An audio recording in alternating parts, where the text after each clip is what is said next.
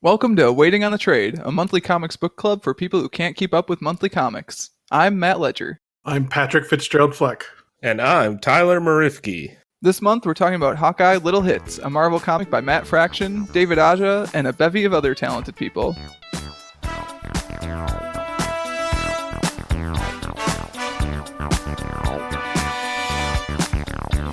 Do you need a refresher, Pat? How long has it been, Pat, since you read this? Literally 2 hours. About an hour or so. No, it's less than that. Well, Pat, in case you forgot, the last hour and a half, Little Hits is the volume of Hawkeye in which Clint Barton and Kate Bishop battle Hurricane Sandy, DVRs, and the Tracksuit Mafia. And this is the one where Pizza Dog solves a murder. Pizza is his business. It is his business. Before we get too far into this, Tyler, do you want to introduce yourself?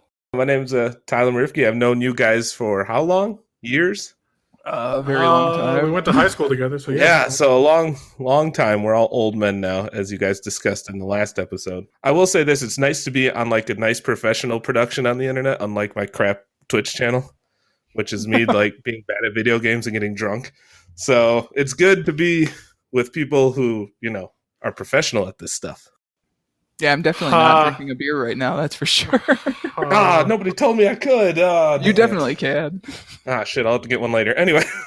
Can you tell us a little bit, first off, like how you came to comics, and then second off, like what made you want to talk about Hawkeye, and specifically Volume 2 of Hawkeye for your episode of the podcast? Yeah. Yeah, so for the backstory of how I got into comics, it's kind of weird because it was back, because we can say this, back when the internet was invented, right? My dad was like part of like a book club, like mail order catalog that he could order books from. And there was one that was it was like a website encyclopedia of heroes and villains and stuff. And I had never read comics up to that point, but I bought it and I would just sit at the computer. And while everybody else was looking up, pictures of Carmen Electra and Pamela Anderson or whatever it is, or whoever your flavor of the month was, I was looking up backstories on heroes and villains without ever reading a comic. The real hot stuff. Yeah, the real good stuff on the internet. I've done that. So two-thirds of this podcast has done that thing. Yeah, right. And so that's what I did. And I just got fascinated with the characters. And then finally I started like seeking out comic book places and stuff because, like you guys know, there was nowhere around other than the little place in Janesville that we would hang out later on in life. Good old Kryptonite. Kryptonite Collectibles, shameless plug, to buy comics. So it was just kind of learning the characters. And finally back in high school we started playing Hero Clicks, and Matt, you decided, hey, you have Hero Clicks, let's go to this comic shop. And I bought a Ghost Rider comic. I never looked back. I'm very excited that you've given me a chance to link to like what is Hero Clicks in the show notes for the podcast, because I'm gonna go like super deep on that one, by the way. He's been waiting. Been years of podcasting and we haven't gotten linked to Hero Clicks. It's weird how it didn't come up in the Battlestar Bros podcast. I know, right? Strange. Couldn't force it in there. So, Tyler, you would say you're a Marvel fanboy over anything else? 100%. Yeah, it's I'm not even ashamed to say it. I will say that the like DC cartoons back in the day, like Batman and Superman, were pretty good. But definitely my first intro was Spider-Man, the animated series, into the comic book world, and of course the 90s X-Men. Who didn't like that show? So that was kind of after I stopped watching those, started going on the internet with that book and finding out about these characters that I knew nothing about at the time, and got into them that way. But yeah, I got hooked on Marvel and 100% have never deviated. Probably to an annoyance of some degree to Matt and you. Oh man, I love it. I love when people just like what they like, to the point where when we had asked you, hey Tyler, do you want to come on and do an episode with us? I thought for sure we were going to read some Jason Aaron stuff, and specifically Ghost Rider. You had a very good guess. I was really surprised that you chose Hawkeye, and also like very elated because it's one of my favorite Marvel books. I guess like what made you want to choose Hawkeye instead of like some of the other stuff that I know? Because like you're a big Ghost Rider guy, you're a Deadpool guy too, right? Yeah, I was. I finally saw the movie. By the way, I didn't see it until like a week Either ago. one or the second one? The first one. What? Have you not seen the Yeah. second one? No, I haven't. Tyler, come on. I know. What did you I think of didn't the even first see one? all of the first one. I fell asleep halfway through. No. Yeah. Was that I'm a because you watched disappointment. it very late, or it wasn't good? I watched it very late, and I was very inebriated. It was after a birthday celebration. Oh, okay. Yeah, you guys discussed turning 30, and I did that. So I had to I had to drink my sorrows away. No, yeah, big Ghost Rider guy. I like Doctor Strange. I really got into him recently when Jason Aaron, of course, started doing that. And Thor. Basically, anything Jason Aaron touches, I kind of fall in love with. But this Hawkeye comic, now this is something special. I picked little hits, and we were talking just before we started this.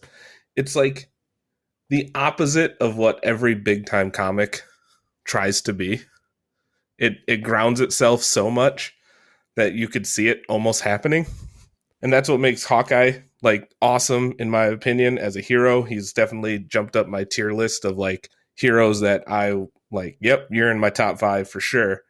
Just because he is always outclassed, he's always outpowered, he's always the low man on the totem pole, yet always stands up for what's right and to the bad guy. And I think this collection, not even the first collection of the comic books, the second, kind of shows that in a way better light than I think the first 8 or the first 6 comics, or first 5, I should say, that are in the first trade don't do as well as this little collection does.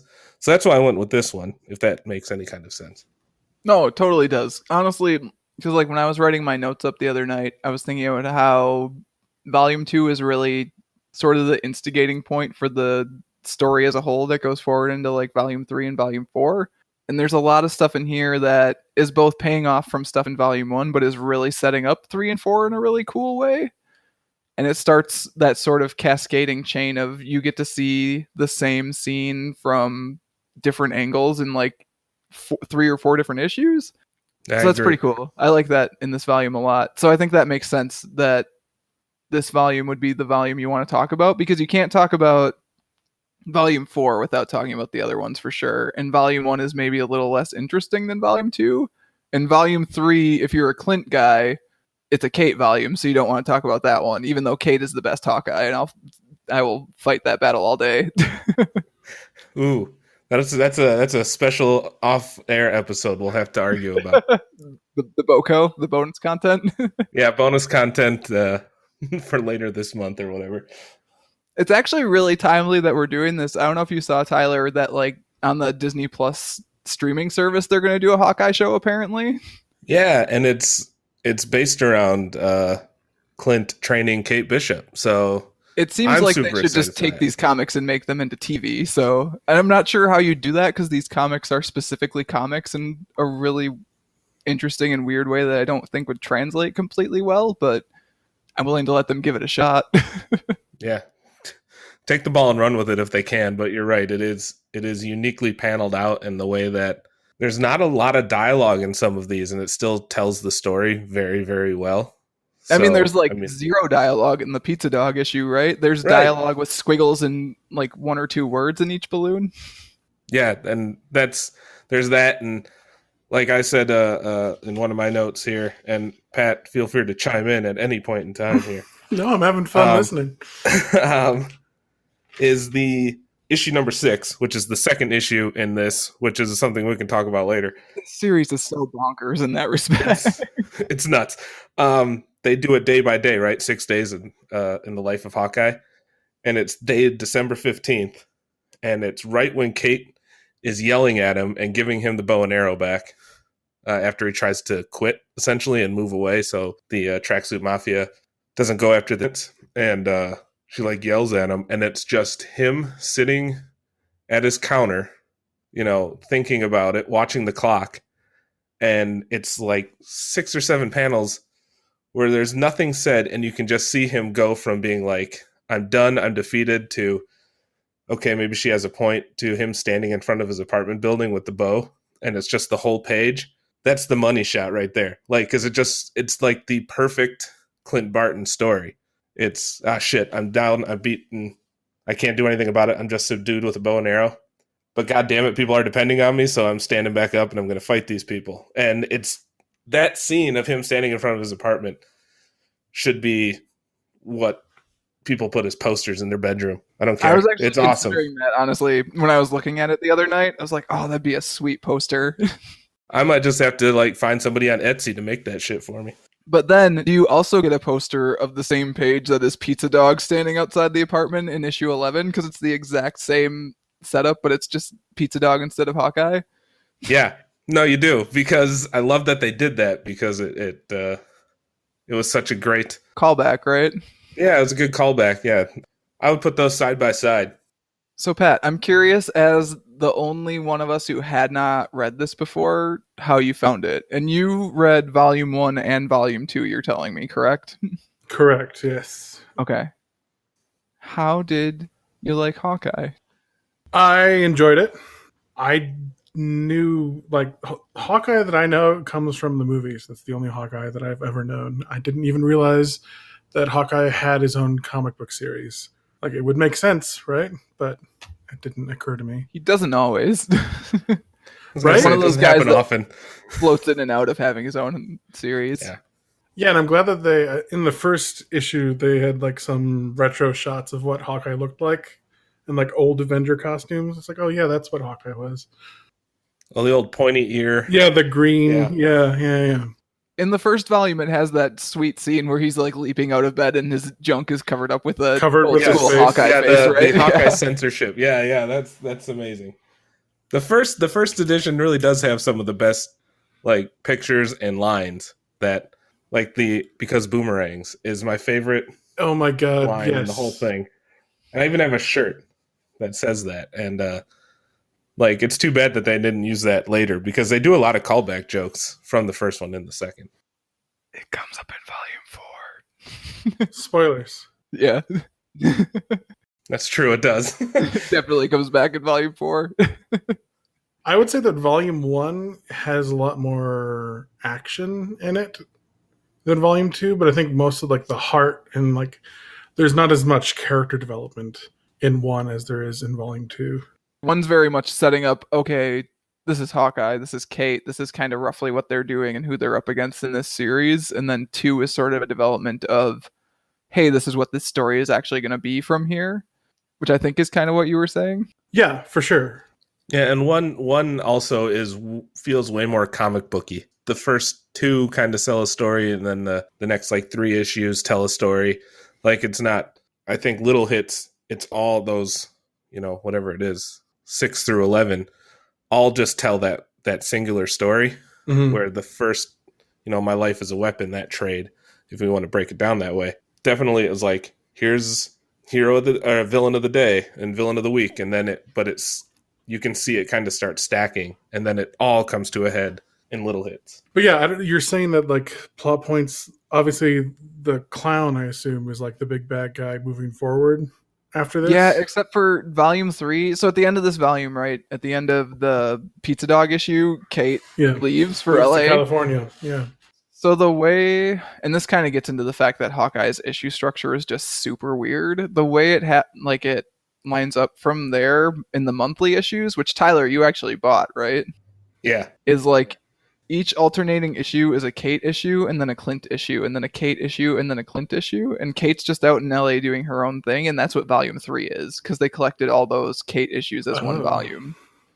And then Volume 4 is you continue Clint's story and eventually Kate kind of dovetails back into it, which I don't think is really a spoiler. Like, she's going to come back. Yeah, and really, when this was on store shelves and, at your local comic book shop, that was what I think killed this comic more than anything, because it was nominated for tons of awards. I think the Pizza Dog issue won an Eisner, actually, which is the Oscars of comics. Yeah, and what killed it though, and you actually get confused right away in this Yes. In this trade, because book 7 starts it, book 6 follows, and then they switched to the Kate Bishop LA Woman story, and the Christmas special was in April the next year, and it was just because it kept getting delayed, and it wasn't out monthly. Like, it took for a couple episodes or a couple issues months before they would show up, and it was Marvel saying, hey, we got to cut back. It was a really strange time at Marvel because they were doing another relaunch and they didn't know what they wanted to do with it because it was working, and it killed it in the long run. I think more than story ever did. Yeah. The format of it was confusing for me. Like, it's hyper stylized, right? Like the art choices they make in this book is ridiculous, and it's so fascinating to look at because they do crazy things with panel structure, but also color and like Aja's thick lines that he does around the characters and like the minimal details that he does. It's really, really intriguing.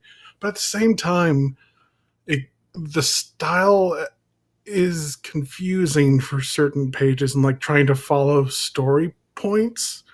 I had a little difficulty trying to figure out what was going on. Do you think it's the style that's confusing to you, or do you think it's Matt Fraction's like weird jumps through time that happen throughout the book? It's definitely, the jumps don't help at all, but combining that with also like a non-standard page layout and it's hard to focus on what's happening and like, oh, this is that point from before. Oh, and it's from a different perspective this time. It's just like, it's cool, but you really got to be on the ball to understand what's going on. Yeah, you really do. To the point where I think I got the most out of it on I probably got the most out of it on my last read. But like the second time I read it, I definitely feel like I got more out of it than I did the first time. Yeah, I really got the sense that I'm going to have to reread these.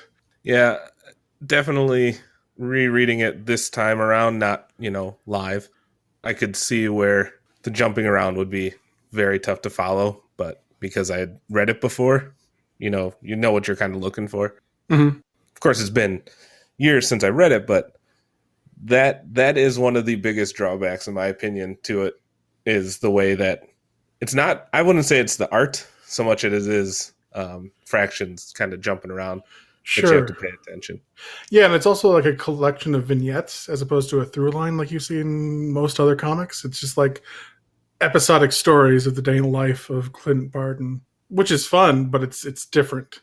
So like they go from helping grill with his father during the hurricane to setting up his DVR and Christmas to like, it's different things. It's the same characters, but they're like, you gotta actually search for the through lines there. Yeah, to the point where one of the questions in our discussion guide is like, what themes did you find in this story? And I think the fact that it's a quarter of a 24 issue story makes it tough for us to actually pull themes out of it, and B, the fact that it is a lot of little stories within one volume makes it tough to pull overall themes out of it too, which I think there definitely are some, but I think they definitely become more apparent when you get the whole picture too. So, well, I definitely get the sense that it's Clint trying to figure out if he's a good person outside of being an Avenger. Yeah, can definitely. he be a good guy? Yeah. Without being an Avenger, can he be a good man? Well, especially because, and here's some comic book backstory for you, Pat, which I think Tyler will probably already know. Clint was a villain initially too. He was a Iron Man villain initially. Yeah, well, he was a ninja, right? Like I read the first volume in the back issue. No, not yet. He was, but not right away. Yeah, that's okay. So here's your quick Clint Barton chronology. So Iron Man villain, from Iron Man villain to Avenger, Avenger for a very long time.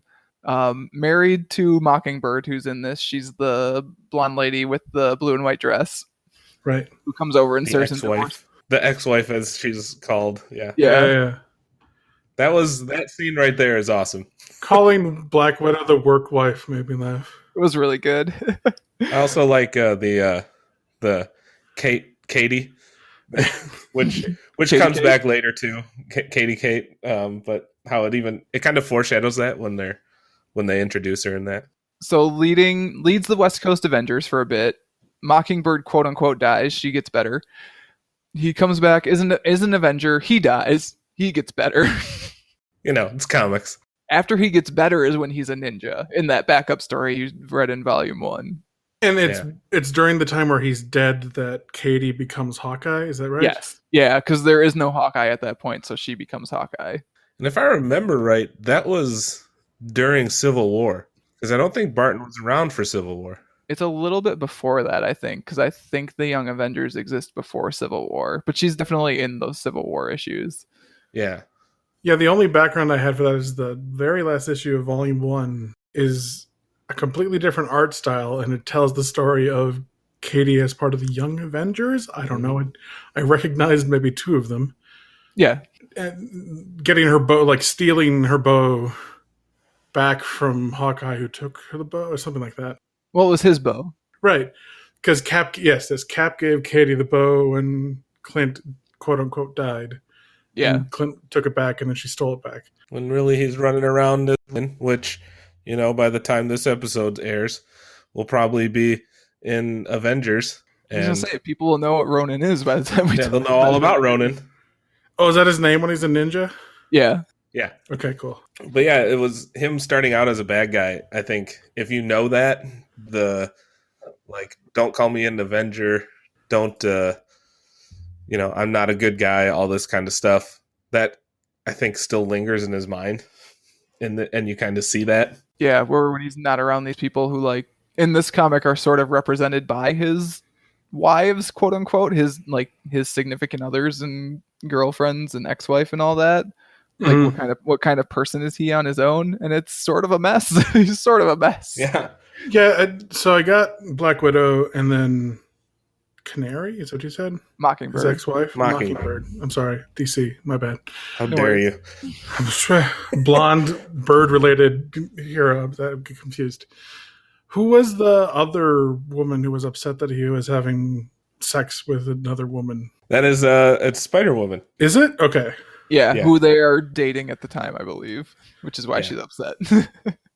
Can't imagine why she'd be so mad about that. Right. There's so many characters in that one issue, and I was like, okay, I'm just going to read this and I'm just going to go with it because I can't follow who these people are. I kind of love that they're not actually introduced as superheroes, but that's as a person who knows who they are too, because it's the book where Clint Barton isn't an Avenger, right? So he's not thinking about them as Black Widow, Mockingbird, Spider-Woman. He's thinking about them as his partner, his ex-wife, and his girlfriend? Question mark.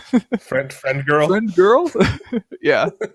I also like that how it opens up, and they've obviously been playing a card game because they've got cards like stuck on their foreheads. Yeah. Yes. During the introduction, and they're just like, it clues you in when it starts going back from Katie's perspective, because there again they have the cards back on there. It's like, okay, this is the beginning because they have cards on their head. I do like in that following issue when it does focus on each one of them trying to figure out what's going on. Mm-hmm. When they break into Kate's apartment and she's like confused, like, did you guys just come in here or whatever? And they're all like, all right, what's going on with Clint? And the next thing is her rushing to Clint's apartment and try to get there before them. Yeah, but like you have no idea it's to get there before they get there. It's, you think, oh man, the Russian mafia must be over there, the tracksuit mafia, whatever you want to call them. And then it turns out, nope, she just couldn't beat Spider-Woman. And shit's about to go down. So that I really liked as a kind of subtle twist. Oh, this big action sequence where she's fighting off these guys and I got to get to them. Damn it. It wasn't even them we're worried about. Right? Just don't want them to go get slapped. Yeah. That had my favorite line where she's apologizing to Clint, like, I'm sorry, they Avengered it out of me. Yeah. They used the whole Kitty, you're an Avenger. You need to tell us this. Yeah, are you an Avenger or are you not? Yes. The bit I love from the beginning of that issue is when Mockingbird plays the message on his answering machine and you don't know who it is, and then later you find out it's Kate just like sassing him as she's driving around on her moped. Yeah, trying to get there before Spider-Woman can get there. Yeah. And he already just got Is that what that demoted. was? Because I thought that Spider-Woman was making fun of him having an answering machine, but that was Katie. No, on it was the Kate. answering You see machine. Kate calling him. She's like, was that an actual answering machine? Who still has an Yes. answering machine? Yeah. And so, like, in the earlier thing when Bobby I plays thought they it. were both just making fun of him for having an answering machine, but No, that makes it's more sense more that of it's a those cuts back and recording. forward in time. Yeah, it goes right back to the keeping up with how the jumps in time, because that very much was an unintentional foreshadow, I guess. Well, probably very intentional. I don't No, write it's comics. definitely intentional. Like, Yeah. so I told you guys this morning I was rereading this Matt Fraction interview I'd found a couple weeks ago, which is Mhm.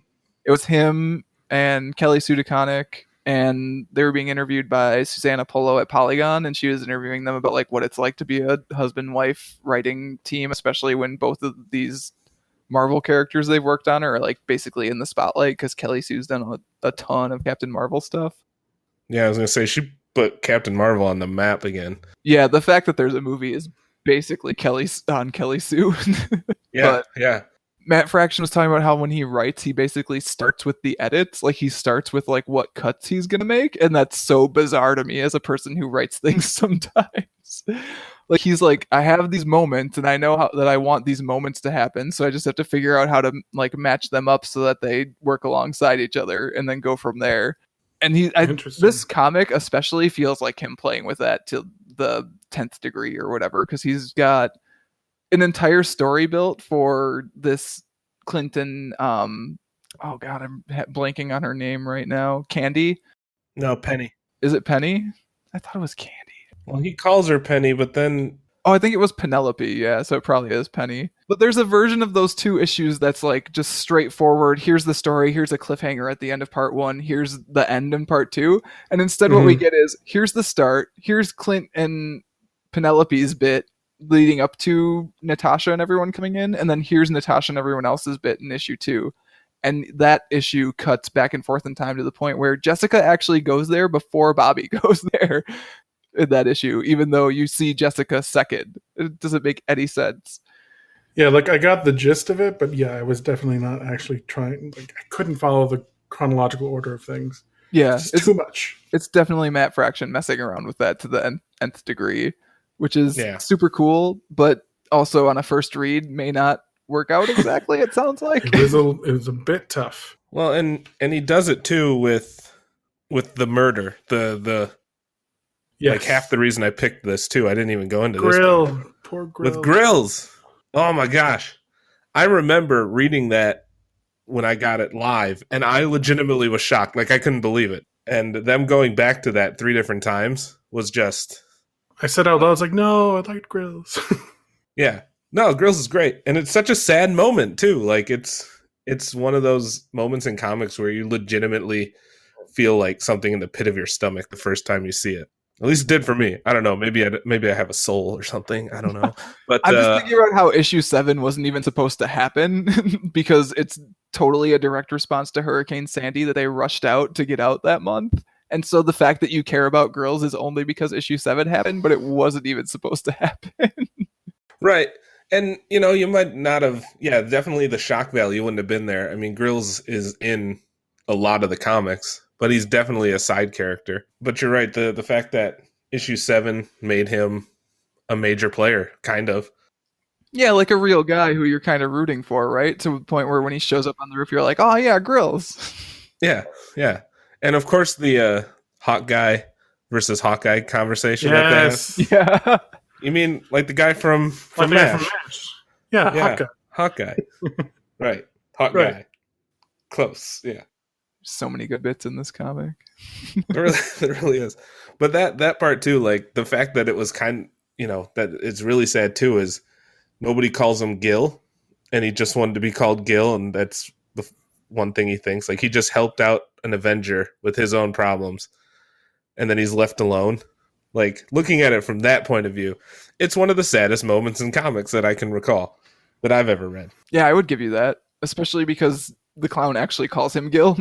But you go, yeah, and it goes back to that moment 3 or 4 times. So you knew that was a big moment for Fraction to kind of focus on, and the way he wrote around it 3 different ways.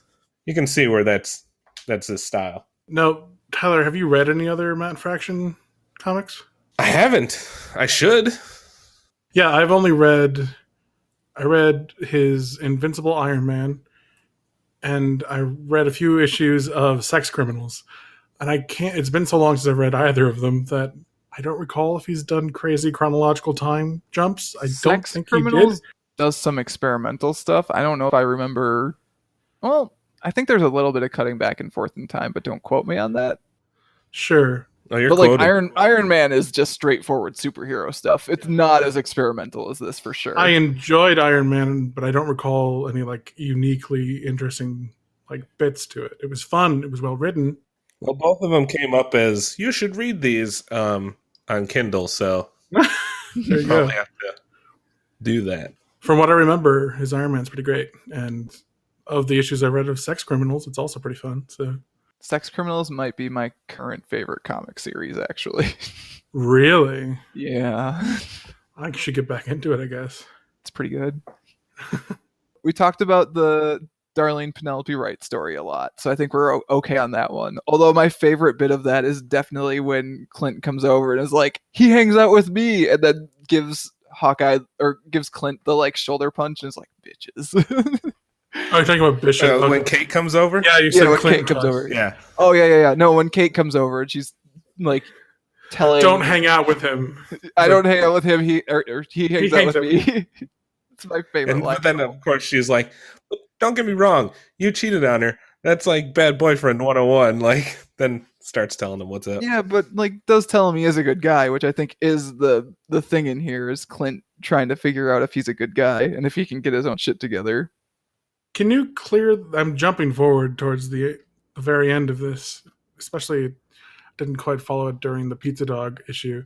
But is Clint in love with Katie? Is Katie No. the one that he wants to tell that he has feelings for? So here's the deal. I don't know who they're talking about in that scene where he's talking to girls and is like, I'm going to write her a letter. Because I'm pretty sure it's Katie because they bring it back up. By the end of it, I think it's Kate because it even kind of references it a little bit in the first series. Yeah, she says, and he says something about, I don't want to sleep with you. And there's a scene where Katie's like repeating that to herself and calls him an idiot or something like that. he's definitely not in love with her. I will tell you that. Spoilers. I mean, whatever. I think that'd be kind of weird and gross, so I'm going to go out of my way to I don't spoil know. At the end of volume 2, I would say he is. So the chronology for him to be talking about Kate doesn't match up because they're doing their shooting scene and he yells, what? And then in issue 11, that same scene happens, which you can tell because it starts with a very like zoomed in bit of that balloon that says what from Pizza Dog's perspective. And then Pizza Dog goes upstairs and finds Gil already murdered. So I'm pretty sure he's talking about Spider-Woman, and that the cut from the end, from him talking to Kate at the end of 10 to Gil getting murdered, is a cut backwards in time again. why, Matt Fraction? I don't know. Wow. That one confused. That's the one that I actually had a question about, where the like low points thing, I was like, I still don't really know who Clint was talking about when he was talking to Gil. Yeah, come to think of it, when you point that out, you're right. But does Pizza Dog go up there right away? I know he leaves. Yeah, he leaves the apartment, and then the next page he's like going past the apartments, and he notices Gil isn't in there because it's Gil with the cross out sign and then the question mark, and then he goes right upstairs and finds the body. So it's definitely right after they fight, Pizza Dog goes upstairs. It's a cute issue. It didn't help me clarify anything. I don't think it's supposed to, honestly. I think it's supposed to confuse you more, sort of. Well, job well done, Mr. Fraction. Do we want to talk about that one? Because I think the three we still need to talk about are the Hurricane Sandy one, the one that's by Francesco Francavilla, which is the issue clown 10 one. Yeah, the clown backstory one, and we need to talk about the Pizza Dog one. All right, well, let's start at the very beginning. Oh, we also haven't actually talked about the Christmas one that much, though we did a little bit. We mentioned it, yeah. So we want to start at the beginning? Let's just start at the beginning. Let's go. All right, Hurricane Sandy one, which is issue 7. Now, is the artist the same for both? No, it's okay. Nope, it's Steve Lieber on the first half, and I think it's Jesse Hamm on the second half. Yeah, it's two different people, and you can tell. Yeah, like, for sure. It's not a clean cut, in my opinion. I mean, which is again a product of the fact that when Hurricane Sandy was coming towards the East Coast, they kind of just like rushed to get this issue out, and I think they donated some proceeds from it to the Red Cross too. That's nice. But it's a thing, like, Marvel Comics does this sometimes, especially when there's a thing that's going to affect New York or the New York area, where they put out an issue that's sort of a direct response to it. There's an amazing Spider-Man issue that came out like right after 9/11, which is very raw because it came out right after 9/11. Yeah, and there's a Captain America one too that There's an entire Captain America series that's like, I'm going to go fight terrorists because 9/11 happened. Yeah, because it came out and everyone was like, he kills a guy. Like, he's that pissed off where he kills some dude. Yeah. And that never happened before. Yeah, this is very much in that Marvel Comics responding to real life events sort of vein. In a much more restrained way than Captain America going to actually kill terrorists. Yeah. Yeah. So, yeah, the first half of it is Clint helping Grills pack up his father's basement because a hurricane is coming. And we get the relationship between Grills and his estranged father. It was really good, and I'm pretty sure he's drinking a Mickey's, which you just don't see that a lot. He is drinking a Mickey's. I was flipping I'm pretty back sure it's to a see if I could Mickey's. find it. Yeah. Yeah. This is the important stuff that we break down here on this show, is what beer was he drinking? I mean, you gotta find the little stuff. I personally like the I'm great at boats callback. Instead of like a luxury yacht, it's a rowboat. Yeah, I'm great at boats. And then, like, he's all happy about a boat, and then he gets in it, and he's got to row through a hurricane. Well, there's also the callback to his car being like, car. Right? car. Being swept away. I do love the running jokes through all these where it's always, something like the coffee, no, and the tape, you suck, and, you know, stuff like that. Every issue starts with, this is bad. Or this looks bad. Yeah. Yeah, this looks bad. That stops eventually. It does go away, which is too bad because it was always nice to see what looked bad, you know? Yeah. Yeah. To talk about the first part real quick. Yeah. The one part where Grills is in the basement as it's starting to flood, and that's when Hawkeye doesn't realize he knows his name. That's where I think the shock and awe of Grills dying at the end, when all he says is, it's Gil. And he says, I don't want to learn your name at your funeral. Holy foreshadowing. A long time ahead. You know, like, he realizes, I don't even know who this person is, and, you know, he's the reason I can eat. They mentioned that somewhere, I think, in the first... Yeah, the only places he can eat is if he's with Grills or with the Avengers. Yeah, and but that scene where he saves him and brings him up to upstairs, and there's that one panel of Clint just kind of half smiling, knowing that it was totally worth it to help these guys, and that kind of is the tone of this entire series. Is it's the little things that matter. It's not always the big. Yeah. Oh God, that line where Grills is. I like how we're still calling him Grills, even though like the character's one motivation was not to be called Grills. Yeah. We're Anyways, doing a terrible job. Grills It's fine. Grills wanted to save some items from his mom that was down in the basement, and he's bemoaning it, saying everything I had that was hers is gone. And then Clint says, "Well, maybe not everything," and it's his dad. I thought that was really, really well done. Yeah, it hit me. It hit me, guys. That panel of his dad sitting at the just like that's one of those gut punch scenes for sure. Mm-hmm. Pat, can I entice you to stick with the series even though you may not like the juxtapositions? I've got some spoiler heat for you. Are we doing spoilers? I don't know. Well, that's, I'm announcing it now so people can skip ahead if they want to. Okay, spoilers. But specifically for you, I think this might entice you to read more. Yeah. Okay. Gil's dad shows up later and he lives at the apartment and he grills things and it's great. He's the new Grills. Yeah. He takes over the torch or the Kingsford spatulas and stuff like that. That's good. I'm glad that happened.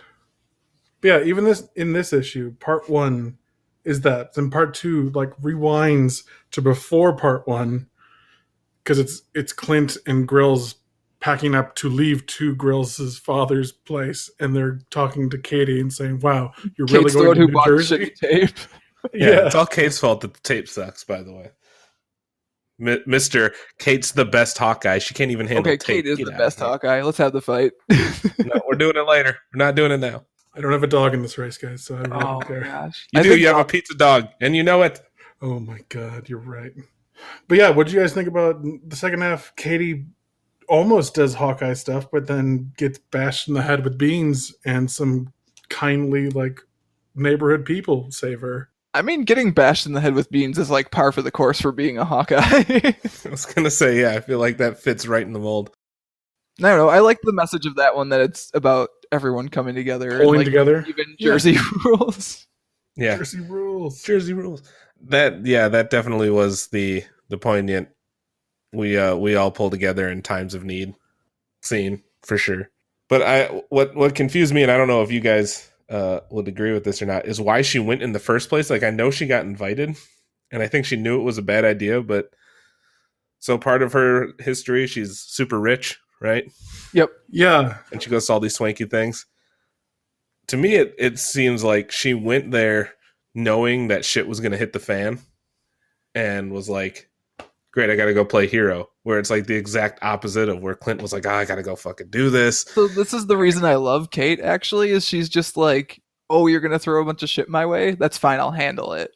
Like, I want to go to this party, and if bad things happen, that's fine. I'm Kate Bishop. I'm Hawkeye. I'm just going to make it work. Whereas Clint is very much like, I'll make it work, but man, I'm struggling here. I think one of the most badass scenes that I read was in volume 1. It was the two-parter of The Tape, where Kate, like, spoilers, ties up Madame Mask and like Impersonates becomes Madame her. Mask. Yeah. And Yeah. like digs through Clint's ass for a credit card. It's great. Yeah, because Kate will just do whatever it takes to get the job done, because she's the best. That did have the funny line of, I can't unfeel some things, Clint. Right. That part was really funny. I actually forgot about that until I reread it. If you want even more enticement to keep reading Pat, the LA bit with Kate is definitely mostly Madame Mask being pissed off at Kate. Nice. It is. It's a really good story arc for Madame Mask, in my opinion, because yeah, actually, I think it's probably the know. most interesting thing I've read with her in it. I don't know anything about her other than this, so she feels like an old Marvel villain. Yeah, You that would is be accurate. right. Fantastic. Yeah. That is a Stan Lee name if ever you've heard one. Yes. Well, I think we talked about issue 7. Do we want to go back and talk about issue Let's 6? go back in time to the next issue. Yeah, What a bonkers series. it really is. Yeah, that's 6 days in the life of Hawkeye. This is the Christmas one. Yeah, which also cuts backwards and forwards in time throughout the same issue, Yes. to the point where, like, This is the most confusing one, I think. it really is, to the point where I just stopped worrying about it. I just didn't care anymore. Yeah, it's not chronological. The dates aren't in order. They jump around. They're not even backwards order. They jump around. Yeah, they are all over the place. It's a ridiculous format to follow. And Matt, you were saying that the only beneficial thing is that nice cut from midnight to midnight.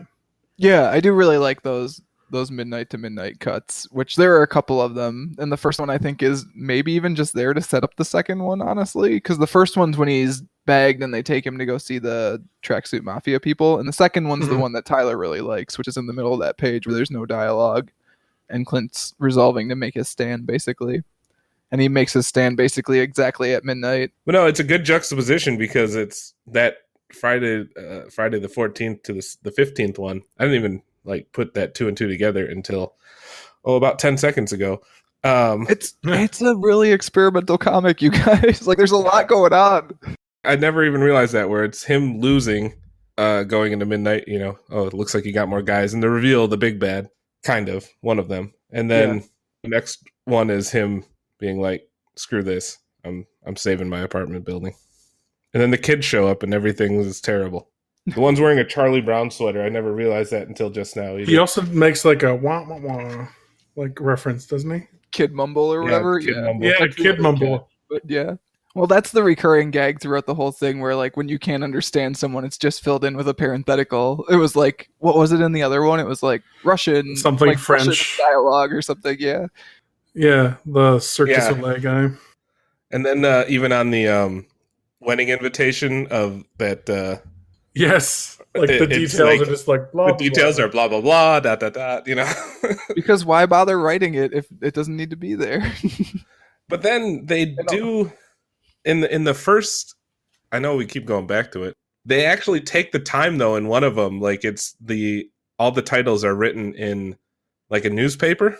Oh yeah, I know which one you're talking And- about. I think. And they go over the whole thing, and then like what he's doing. He just bought an apartment building and all that. So that one they put great detail in. And then there's other times where like, fuck this. Which again, I think in Hawkeye you could just feel Matt Fraction messing around with comics more so than definitely any other of his superhero stuff that I've read.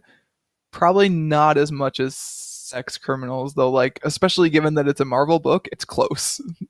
Sure. Yeah. Before we go away from this issue, we didn't even talk about my favorite bits, which is where the other Avengers show up.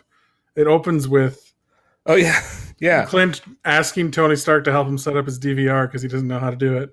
And he's so frazzled that he just snips wires. And Tony's reaction to it is just like, I would rather just buy you more stuff. Just watch you try to untangle these things. It's probably new stuff. And then, like, after the Avengers defeat, who are the Wasp? Or, like, the... That is AIM. AIM? Oh, there we go. They are the 99%. No, you're not. Shut up. But, like, the interactions between Clint and Wolverine and Spider-Man are great because they're talking about, like, oh, did you see the series finale of Dog Cop? Like, shut up. Spoiler. I also love that whenever Spider-Man is delivering dialogue in this and the previous volume, he's upside down. Yes. He's always delivering it from, like, it's great. He's upside down in every Pat, frame. if you were Spider-Man, why would you ever be not upside down? I know, just like it's genius. Like, there's a always scene be upside down. in the first volume where Constantly. he's playing video games with Luke Cage. But he's upside down just, playing the yelling video game. chainsaw to each other. Chainsaw. Yeah. Can you imagine playing video games upside down? I was impressed. I was like, wow, I couldn't do it. I can barely play video games sitting upright. that man must have superpowers to do that. But yeah, I enjoyed that Spider-Man delivers all of his, even his Happy Hanukkah is just him upside down waving. Upside down. It's great. It is a really good issue in the sense that it's got a lot of happy parts. That's the same one with the Hawkeye versus Hawkeye debate. Yeah. It's also him taking blame for shooting the arrow into the The satellite dish. Yes. And then it cuts back to the day he shot the arrow into the satellite. The satellite dish, yeah. Which is also a pretty BA scene when he walks out of his apartment wearing a Santa hat, pulling an arrow out of a quiver. That's kind of cool. He's like, I was having a goddamn joyous Kwanzaa, and here you guys come along. This looks unjoyous, he says.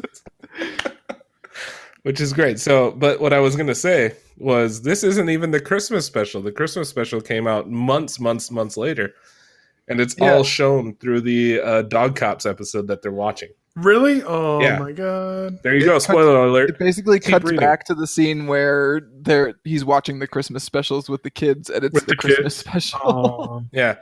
And it was like a big deal when it came out because I remember like looking at the Marvel solicitations and they were like, it's a Christmas special in April. Yep, because the book was super late by then. Yeah. Very, very late.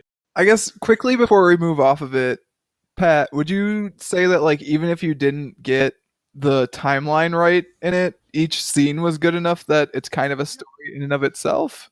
I enjoyed it, but I think I would have enjoyed it more if I understood what was going When on. what was happening when? Because, like, yeah, now, like, talking about it now and me realizing these things, it's cool.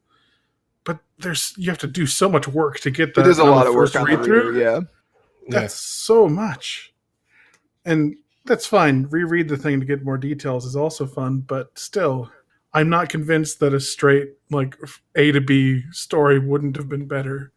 Well, if you want that, that's what issue 8 is for. Sort of, except it cuts back in issue 9 to tell the same story, but from different perspectives. Good point. 8 and 9 are the Darlene Penelope Wright issues, which we talked about a Yeah, lot. those so are we all should over the probably place, get past Tyler. What are you talking about? it. Yeah. Well, no, the first one The first one's pretty straightforward. is pretty straightforward. It's the Doomed Loved one, where it has the comic books, which I think this is cool, where they use the comic book covers to kind of explain her backstory a little bit. Is it actually comic books written about her, or is it like, was that just like a meta thing that they just No, did? I think it's just a meta thing. Okay. Yeah. They got Annie Wu to draw some romance covers. Because she's pissed at him for reading the comic books because the order of the comic books was the safe. Can I tell you that speaks to me on a personal level? I was writing my notes the other night, and I had written in my notes, "Don't touch my comic books," or whatever the actual line is. Speaks to me on a personal level. And Kat came into the room, was like, "What are you doing?" I was like, "Oh, I'm writing up my notes." And she was like, "I'm bored," and flung the comic book across the room like right after I'd written that note. And I was like, "This is why this speaks to me." Yeah, it's yeah. Don't read my comics. I think she says it a few times. Yeah. They were in a certain order, you know. Yeah, which comes at the end. But yeah, this one's pretty much straightforward. It's I do like the fact that she's like having the super serious conversation, and then she goes, "Why do you keep moving away from me?" And he's like, I'm not. Like, no, what are you talking about? Because he realized how much trouble he's in now. Also, that first issue has the scene where they're in the car and they're talking together, and you think they're just in a cab or something, and then it hard cuts to Kate saying they suck. And get out of her Kate's car. they're saying Yeah. like really romantic. Like, I've seen you naked. Like, that's not even the best. There's thing. just like no context to the cut, and you're just like, oh my god, they're in Kate's car. What do they do? God, you guys suck. Yeah, Get out of my car. yeah, that's good. That is probably the best scene, but it's not the best line. The best line, I think, Matt, you probably will agree with me, is the "Are you Iron Fist?" That is a pretty good one. I know you're a fan of Danny Rand. Yeah, and like these guys worked on Iron Fist together, so the fact that it's in a book by these guys is like a double joke.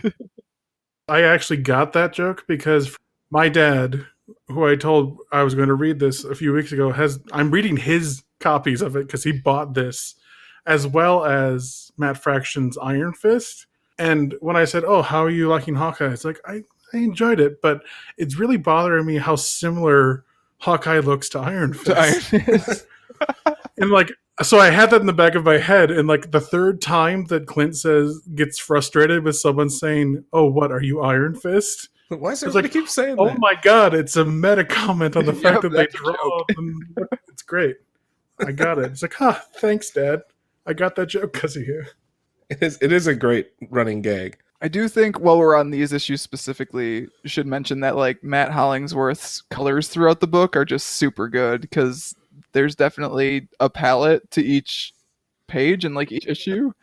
Yeah, It's the muted tones that he uses too. They're not like vibrant. They're like all. Yeah, because it's the stuff he does when he's not an Avenger, right? It's the non-comic book world stuff, even though his non-comic book world still has tracksuit mafias and the Kingpin and all that stuff. well, and you can really tell who's the center of the story at what point based on what colors are there. Like all the purple hues when it's Hawkeye's moments, and then when Darlene Penelope Wright kind of takes over, they all go red. Like a Yeah, it red. all goes red. And there's those 2 pages at the back of issue 8 that are the mafia meeting, basically, and it's all black and white. Mm-hmm. Yeah, lots of monochromatic stuff, which is really cool. Yeah. That really is, got me hooked on this comic too. Back when it was, out every month, because it's just at the same time I was reading Thor by Jason Aaron when he took over that, and it was the God Bomb or God Butcher and God Bomb. Spoiler alert, which that may or may not be on my list of things you should go read. It has nothing to do with this. It's just really good. It's just good. It was so much more like out there, and Thor's time traveling, and there's like 4 different Thor, or there's 3 different Thors, and they're in Asgard, and then there's this, they're in a strip club, and everything's muted, and it's a guy wearing a Hawkeye themed hat punching a bouncer. Like. I didn't even notice the hat. That's great. Yeah.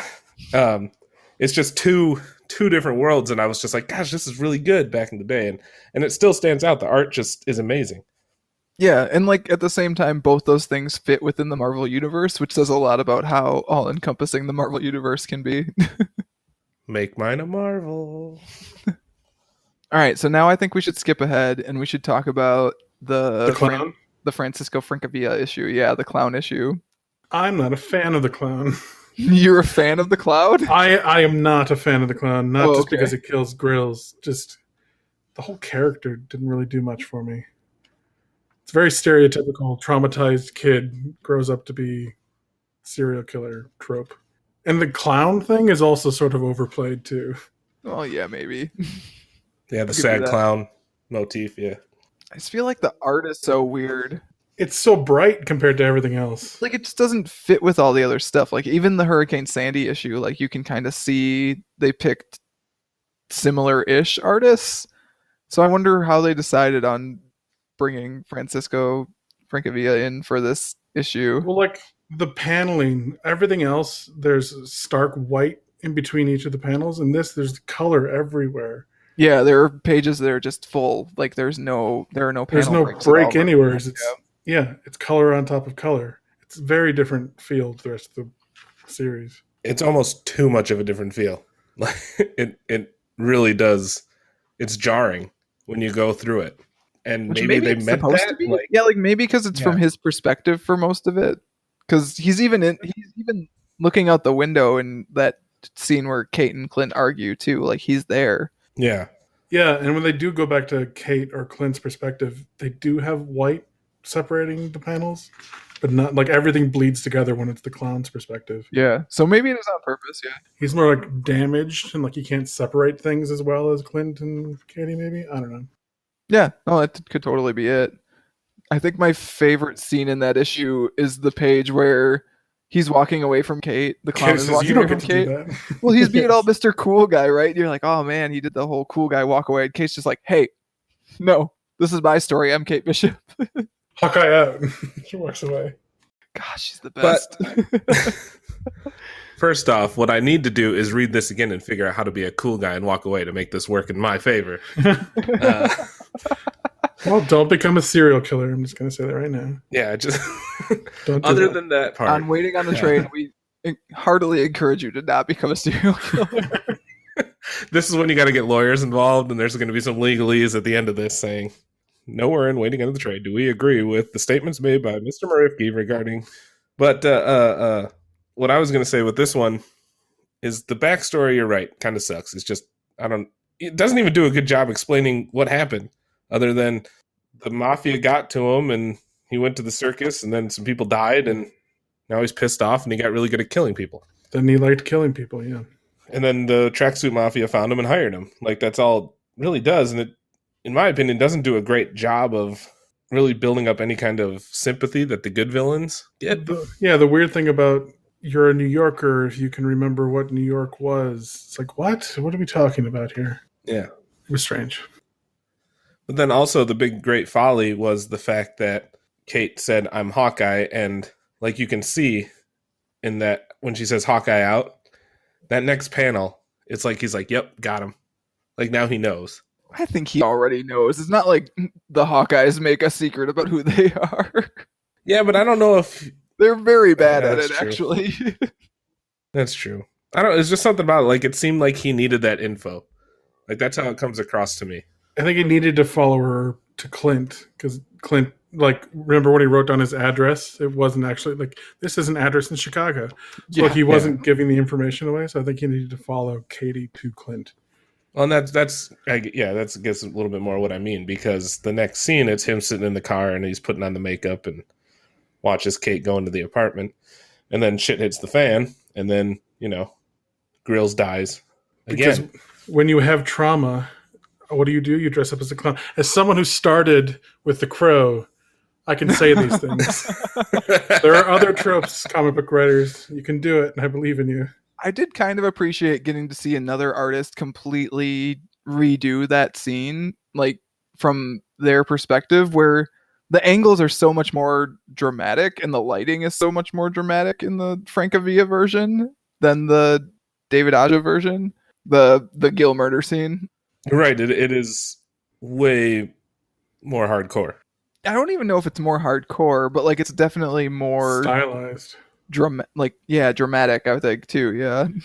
It's like Sin City-esque. With like the blood splash and the glasses. Yeah, and the really dark blacks. Yeah. Like the artist signed that panel. That's how much he liked it. Oh, I mean, that's a page you sell for sure. Yeah, that one right there. But I did have this as like one of the big low points of this. Like if this was all you were going to read, or if this is what you got and you were very confused by it, this is kind of one of the low points. It's not a bad issue per se, but it definitely is the lowest point of the I would agree. of the whole paperback. The only other thing you get out of it, I think, and I just noticed this the other night, so that's probably read 4, so Sure. it took a while, is that he's encouraging Kate to leave. Like he's telling her, hey, you can do your work wherever, right? You don't have to do it here. And then she leaves in the next issue, which sort of tears her away from Clint to weaken him for the tracksuits. But yeah, I would agree overall with what Tyler said, that it's probably the weakest issue of this bunch. We are in agreement. Huzzah! I concur. All right. Do you want to talk about how pizza is our business now? Oh yeah. Well, we have to now. He understands some words, but not all words. He understands dog words, basically, right? Yeah, like he understands, names, like don't, bad, Kate. help. Yeah, it's great. Low, up, you. And yeah, just like deciphering the like symbols and what that means to him. Like Kate obviously like feeds him pizza. She Okay, so smells like flowers. on that topic, Pat, if you flip ahead to where Pizza Dog is like barking at the tracksuit guys for the first time, Yeah. there's a hobo there, right? Yeah. Do you know who the hobo is? Is it Iron Fist? It's not. No, but that's awesome. That's awesome. It's got a picture of the hobo, and it's like, it's not Clint, so who is it? It's No, I don't somewhat equal to Clint, though, right? Yeah, yeah. You would not have known that's a somewhat equal sign unless you have studied algebra recently. Well, I I mean, mean, I remember things. No, dang, none of it stuck. But yeah, so that's Clint's brother. oh, okay. Yeah. So like you get hints at things throughout this issue, and I think this issue is a weird hinge point for the entire story, to where things are getting set up and there are details in this issue that you're not supposed to quite get yet that That's pay fair. off in volume 4 mostly, but also a little bit of volume 3. And they're just spread throughout these weird infographics and these weird moments in the day in the life of Pizza Dog. Because there's another bit which I didn't understand for forever too, where Pizza Dog attacks the tracksuits and the clown on the roof, right? And like gets knocked out basically. And he wakes up and he's in that same apartment he was in earlier, and the clown is there, and you're like, what? Oh, with the woman with the Kalashnikov, like, Yeah, submachine gun necklace on. Yeah, and you're which like, is okay, a very, very nice piece. I mean, she probably got it off of QVC. Right. well, it's just like at that point, I'm not sure how much as a reader you're supposed to assume, but like we kind of figure out, okay, this apartment that he's been like Pizza Dog was in earlier in the story, something's up because these mafia guys are in there now. So like, what's going on? Well, that's also the owner of the dog that Pizza Dog like gets busy with earlier on. Right? Yeah. Yeah, that's the thing. You wanted some dog on dog action. This was the comic for you. It tastefully you don't cuts see anything, away. but It does tastefully cut away. yeah, It's fine. but, We get the cuddle scene after. yeah, get the cuddles. And I can't help but think that in a little bit of a Clint move, he realizes, oh crap, I didn't get rid of him, and I got to get out of here, kind of thing. Sure. That's the biggest thing I can decipher, because he's so happy to see Clint, and he just ran away from these guys who almost killed him, and then he's like, oh, I get the chance to leave with Kate. Yeah, see ya. I'm out of here. You think that's what it is? That's why he left? Could be. I think he just left because Kate's better, personally. If you look at the diagrams, there's a heart for Kate. There isn't a heart for Clint. For Clint. There's food. There's a hand, so he gets scratches from him. But Katie gives him pizza, so obviously that's where his true affection lies. Right? Yeah, but like the scene, the page prior, he's so happy to see Clint. Sure. And then the next scene, he's like, yeah, screw this, I'm out of here. I can't think of any other reason other than he realized these people almost killed him. Clint saved him. And now he's like, all right, I got to get out of here because they're still here. You know what I mean? Like, it's weird that the dog decides, to leave. I'm gonna run away. No, that's Like that's an interesting viewpoint on it. I hadn't actually thought about it like that before, but it totally makes sense. Well, also, I don't know if Lucky understood he's driving cross country. Like, Kate might take him out for He walks was or just told something. to come on, and then he's like, "Wait, what? We're going to California?" He looks kind of worried at the end, honestly. Yeah, it's like a confused look. It's like, wait, California, Route 60. What, Kate? Where are you taking me? Yeah, that's true. And yeah, I guess I didn't realize that look at the very end. And it's a very interesting comic. It definitely took 3 or 4 reads to kind of piece together what it was trying to do. It's one of those things where you can like blow through it completely quickly because there's not that much dialogue. So if you're just looking at it, you can read it in like 2 minutes. But I don't know what you're talking about. is that what you did, Pat? No, I took my time Sure, you did. 2.5 hours ago. Yeah, I was gonna say, you're like, oh shit, I gotta get online. Guess I'll skip the one with no words. I got the I think- gist. Well, like it rewards you to look at all the infographics because you see like the mother who came over with the 2 kids, like her 2 kids in there, and then some candy and some toys and stuff, and blah blah blah. So you get to learn a lot about the neighbors in a really condensed amount of space, which is cool. Mhm. And then also, Pat, you're gonna love this. Most of these conversations and scenes that happen from Pizza Dog's perspective happen again in Volume 4. Fantastic. So I'm supposed to remember things. God. Mad Fraction Y. And especially the argument he has with Kate, where Kate leaves at the end, happens. At I least assume we're going to twice get more. that. Yeah, because we didn't actually understand why Kate wants to leave. Yeah. Yeah, so that comes up again to the point where I do kind of consider this the hinge issue of the entire run, where a lot of stuff changes and you don't entirely know why and in what order. But Sure. it all comes around and makes sense by the time you get to the end of it, I swear. It really does. All right. I mean, I'm not discouraged to continue. I still have an interest. It's just Well, that's my question for you, I think, at this point, because I think we've come to the end of it. Is like, will you, Patrick, read volumes 3 and 4? Will you go out of your way to read them? will I go out of my? I don't know if I'll go out of my way. Like, if I see it, if I have a chance to pick them up, I will pick them up because the story is interesting. It's just you got to come at it knowing that there's more work to reading these than just sitting down and like reading a superhero comic, which is fine. I'm up for it. I didn't realize the task put before me when this was selected. I tried to tell you, Pat, when we were at C2E2. I tried to tell you. I mean, you told me the different covers were different because they did weird things with like issues being numbered differently. I didn't realize the inside the issues themselves, everything was jumbled. Yeah.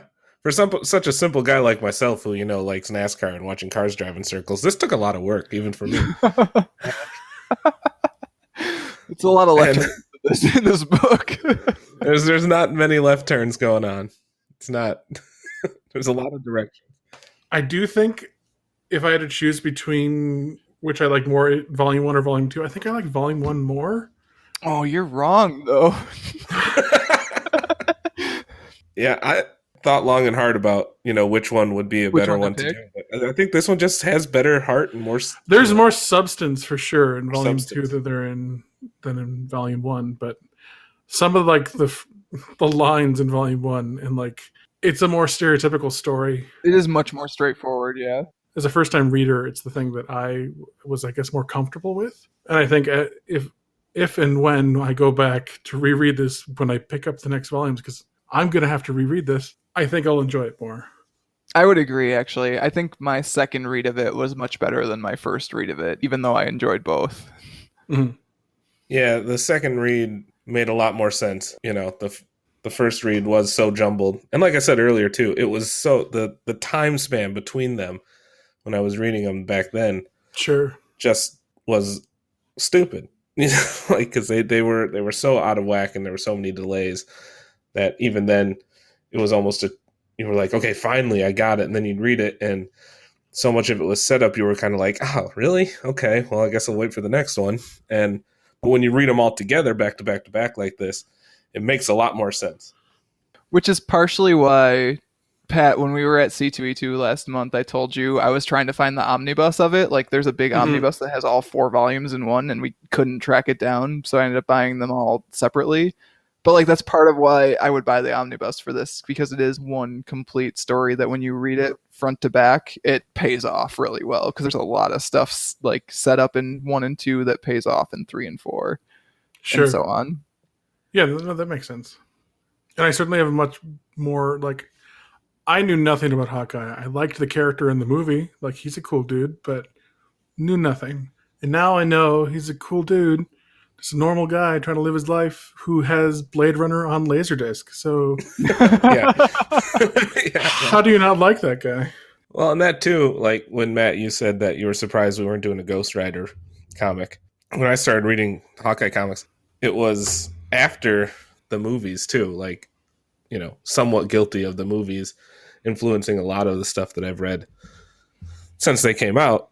And Hawkeye just being that everyman, like, to me, it's like, yeah, this is a character that I'm a lot like, because I overthink things all the time and I'm terrible at things. And, you know, like, well, but everyone says I'm a good guy, but you can't buy into it. And everybody has that, you know, moment in time in life where I think it just connects a lot more than some of the big time heroes where you're like, okay, I'm never going to be Iron Man.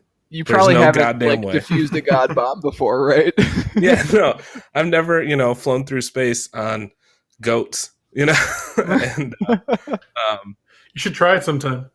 yeah, It's I've pretty crashed fun. on a motorcycle. I've done that. There you go. So, but yeah, it's just that everyman character where the movies, in my opinion, don't do like the greatest representation of it until Ultron, kind of.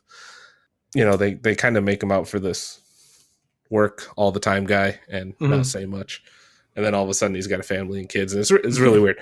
Yeah, but like just this comic and the way it sets him up as just your everyday guy who is living with these decisions he makes, I don't know, is really cool. I think it kind of harks back to, like you were saying in the last episode, and with Seconds, how it just fit into what everybody does now in life. Like we're all going through the same stuff, only there's no skeletons and stuff walking around. Yeah, we aren't very good at firing bows and arrows either. I don't know. I did really good at the Ren Fair last year. So oh, nice. Hey. Yeah. After the person at the range was like, "You're holding the bow or the arrow in the wrong spot." To be fair, I had been drinking. All right, guys. So which of my recommendations do you want first? What are our options? Your options are, if you like Kate, if you like Clint, if you like the Fraction Aja team, and then if you like the funnier stuff that Fraction does in here and some of the more What experimental if I like stuff. Pizza Dog? I don't know what to tell you, man. I guess we three. I was gonna say I was gonna say we're just going back to we three. This is all just you guys shamelessly really plugging just your favorite comics. 12-episode podcast. Frank Whiteley. Grant Morrison. Okay, I'm sorry. Okay, I want to know more about Kate. What do I do?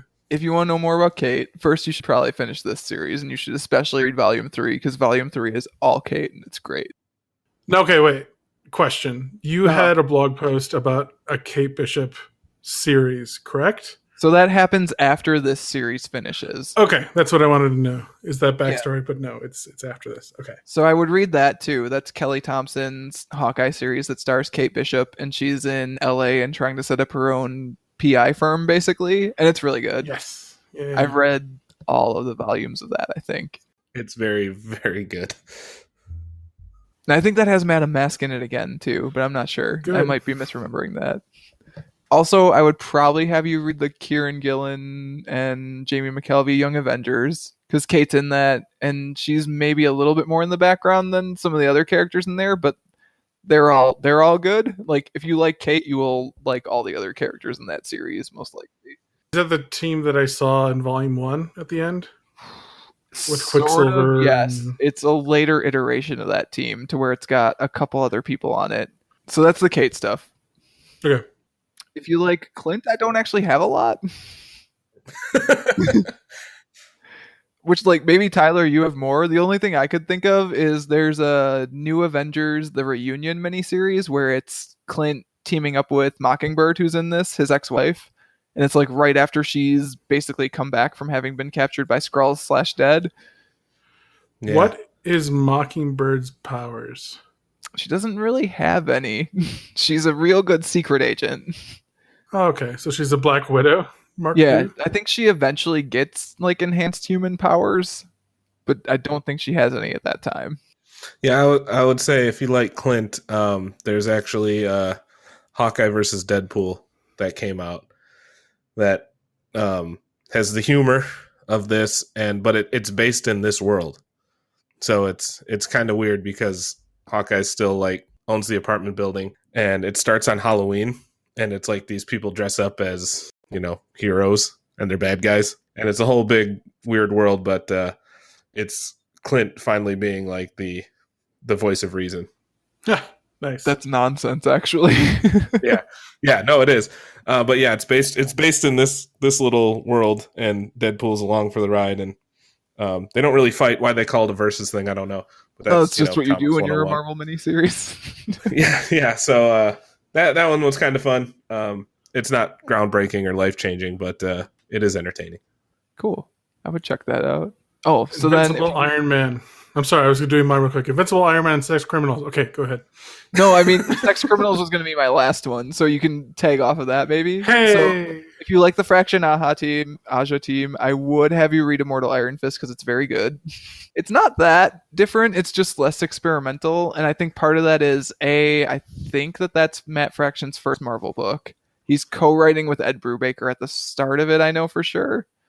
But it's good. It's less experimental and funny than this, but it's also clever, and it also has good bits here and there, like good humorous bits. So it's more kung fu movie than 70s detective story, but if you're into kung fu movies and you like this team, you'll like it. Cool. And then if you're looking for something that's like the extrapolation of this to non-superhero stuff, I would recommend Sex Criminals to you because it's probably one of my favorite books going right now. First 2 issues were pretty fun. Has it been going this long? Because that came out a long time ago. It has delays. Turns out it's a Matt Fraction trend. Yeah, okay. The next volume is supposed to be the last volume, but it hasn't started yet, and it's been a bit since volume 5 came out. I think that was like November of last year the collected edition came out. So we'll see. Yeah, that makes sense. Nice. My secret hope for that series is that they do volume 6 and then somehow they just skip ahead and do volume 9 so that when you have it collected on your 69. shelf, it goes 69, yeah. Of course. That's what I want. It has to. It has to at this point. I know the gist of the book. I've never read it, but like that would be... It would be a very that book joke. Yeah. It's, correct me if I'm wrong, but the plot is these characters, when they orgasm, time stops, and they use that to do crimes. Mm-hmm. That's the start of it, at least. Okay. Yeah. Cool. It's good. Yeah. Tyler, did you have any other recommendations while we're on the topic? Yeah, so not really with the writer and everything, because I haven't read anything else other than this. But if you like this kind of styling, like the art style and all that, Jason Aaron's run on Doctor Strange that came out recently is fantastic. I love anything Jason Aaron, and I'm sure the next time I'm a guest host, it'll be I'm going to pick a Jason Aaron book because he is great. But his End of Magic run with Doctor Strange is highly, highly entertaining. Stylized somewhat like this, just to the umpteenth degree. It blows everything out of the water. It's crazy. For just pure entertainment value, the last Ant-Man run was really good that Marvel had from a few years ago. Check that out. And the ongoing Thor series that's still running. I've fallen out of it, but if you start from the top till now, it doesn't disappoint. I think that actually wraps up like with the current Marvel event series that's going on. I think that's it for that run, which is that's like 7 years or something, probably, right? I say that it was what, 2012 that started. That's not all the same writer, is it? Yep. Yeah. Wow. Not the same artist throughout, obviously, but yeah, Jason Aaron's been writing that for that's 2012, 2013. Yeah. That's impressive. It's nuts. That's really good. So that would be what I would suggest right now. Oh, and I mean, I could go on. Like Moon Knight, the last Moon Knight run was really good. Just give me a bunch of obscure Marvel. That's the guy in the white hood, right? Yeah. That Cool. one was that one was kind of Hawkeye-esque in the art sense, and also keeping up with what's going on. So if you like being confused about comics, Read some And boy, Matt. howdy do we. Moon Knight. That's the Moon Knight run. You should check that one out. Sweet. All right. Well, great. And continue reading Hawkeye. Of course. Well, thanks for joining us, Tyler. It's been a blast. It has been a lot of fun. I'm glad you guys invited me on. I'm glad you recommended this because honestly, I probably wouldn't have picked it up. So this new confusion in my life is due to you, and I have to thank you. I'm glad I could complicate matters more. Of course. Now, if people wanted to find you online, I hear tell that you do some streaming. Is that true? Yeah, so you can find me on twitch.tv/mbracer777, and I play games. Not well. It even says it in my bio. I'm okay at games. What do you typically play for the people at home so they can have an idea of what they're going to be watching? So lately it's been Rocket League, but I do Overwatch, Rocket League, a couple of racing games, and then some old school Sonic stuff. So I didn't know you did Sonic stuff. That's pretty cool.